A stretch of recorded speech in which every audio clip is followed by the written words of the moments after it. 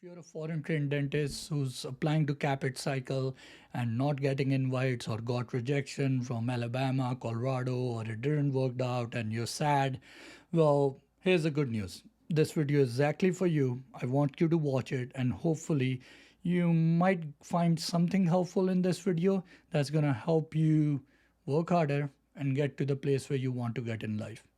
If you don't know who I am,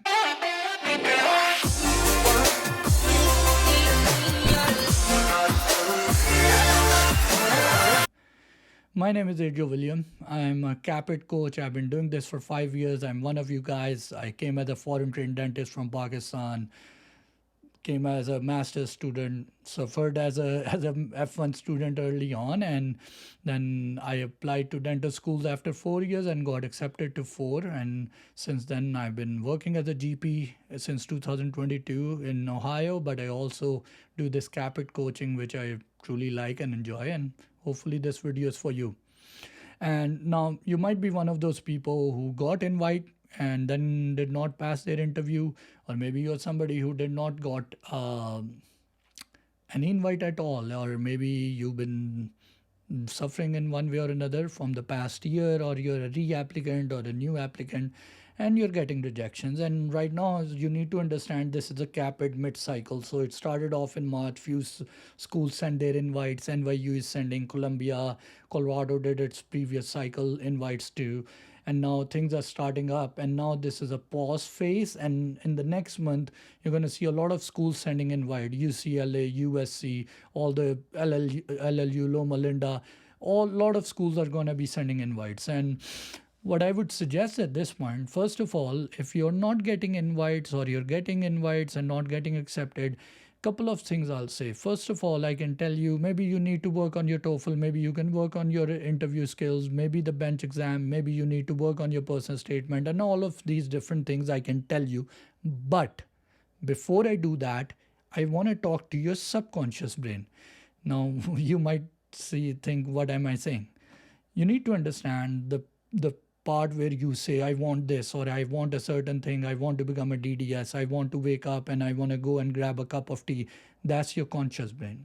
Behind that, which we aren't mostly aware of, most people aren't aware, and it took me years to understand this concept, is your subconscious brain, which is driven by emotions, which is driven by a lot of sentiments, which is driven by the broken us, the kid in us. Sometimes in childhood somebody told you you will be never be good enough because you're a woman, or you're not tall enough, or you're not fair enough, or you're not intelligent enough. And that feeling of being inferior or somebody making you feel bad never went away, because it went into your subconscious brain and it's slept in there. Like it still exists. That emotion is still in there. It never went away, even though you don't remember it, but it exists. And now it time to time it comes back to you. It forces you, it makes you do things that you don't like, it stresses you out.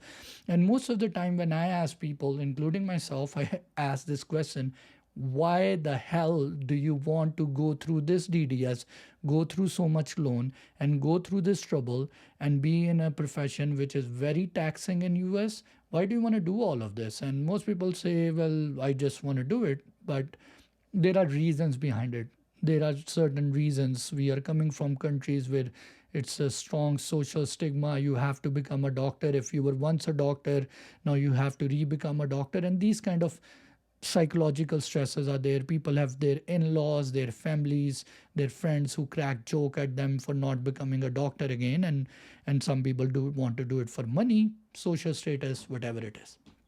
The reason I'm saying this is because I would definitely encourage, during this time when you're not getting that acceptances, you're not getting succeeding, I want you to start analyzing. Like, number one is, if I'm going through this hard period, like this dip of difficulty, why am I going through this journey in the first place? Like, I would say my golden era, and I'm somebody, if you don't know, I went through dental school. I lost my dad in a road traffic accident. While I was holding his hand, the accident happened right in front of my own eyes. And he passed away after a couple of days. And then there was simultaneously difficult things happening in my house, cars being stolen multiple times, things were going very difficult. I was 22 years old. The angry me at that time, all I knew was to do as a young guy is work my butt off. So I started working jobs. I passed my exam, started to become an oral and maxillofacial surgeon. But then I was like, screw this. I want to go and conquer the world. I want to do a master's program in US. I used to travel 3 hours to my school in US just to go to school, live very far away, work all kind of weird jobs I can find. And I did a lot of crazy stuff in my life to get where I am. And now I'm a dentist. I drive a Porsche. I run a YouTube channel.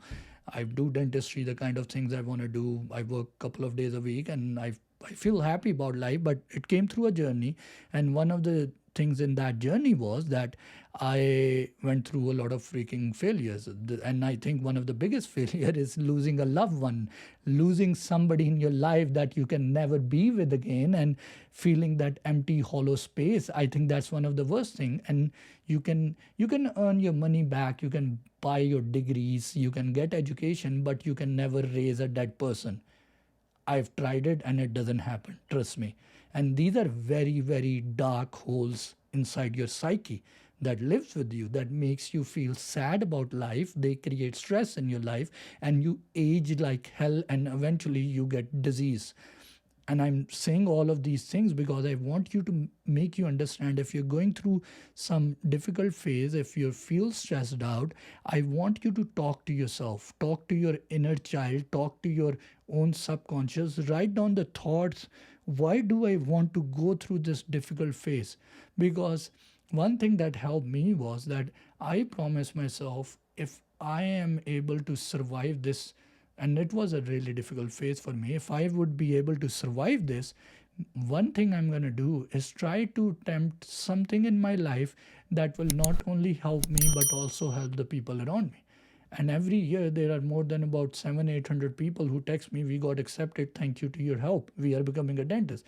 And it's a very satisfying thing for me, beside doing dentistry, beside taking care of people's mouth and their oral pain.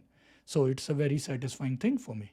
And I think I suggest everybody, if you're going through a stressful phase, if you're going through a lot of difficulty, two things you want to write down and ask yourself, why am I doing this? And if God helps me overcome this and achieve the success I want, what am I going to do with that? Because you want to put meaning to your suffering. A lot of people who survive jails, who survive Holocaust, who survive wars, who survive battles, mental illness, one of the things that really help them is finding meaning in their suffering. And I know a lot of us are never taught this, but I would definitely suggest, write, take a paper pen, take some mobile app, something, Microsoft Word, but write, why do you want to go through this hellhole, and what are you going to do after that? And that's a very important thing. And you won't understand at this point, but eventually after 5-7 years, you will know why you wrote that down and how it shaped you. Because majority of people that I met who got accepted, including myself, I've seen them writing on a paper or pen their name and saying DDS 2027, DDS 2022. They wrote down a roadmap, a story about their life where they want to be. And I feel when you start writing down things, you start manifesting it. You end up doing the things that you write down. So that's the one of the most important thing. The second thing I want you to do is stop looking at other people. Stop looking at your neighbor's table. Stop seeing who's getting invite, who's getting accepted. I run my WhatsApp group. If you haven't joined it, join it. I post a lot of free stuff. I provide like fellowship program where I help people get accepted to CAAPID cycle, prepare them for interview, person statement.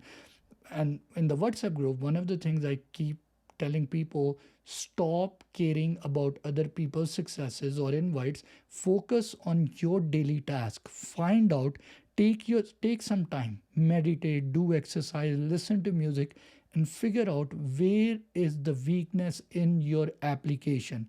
And for the most people, it's TOEFL. And sadly, I can understand it's a tough exam. A lot of people are stuck in it. But you need to understand, a lot of people get good score in that too, and you could be one of them. The difference between that person and you is a strategy that you need to figure out, a plan you need to figure out, that in future you have that 110, 108 score. So start thinking in a way that you need to change your personality to get to that place where you have that score and you get that acceptance. Most people, for example, if I say I want $1 million business, or if I want a million followers on YouTube, and do subscribe to the channel, since please, I just mentioned it, it reminded me, do subscribe to the channel, like the video, comment. But if I want a million subscriber, the thing is, in order to get that million subscriber or be that big YouTuber or big businessman, I need to have a different personality from what I am today.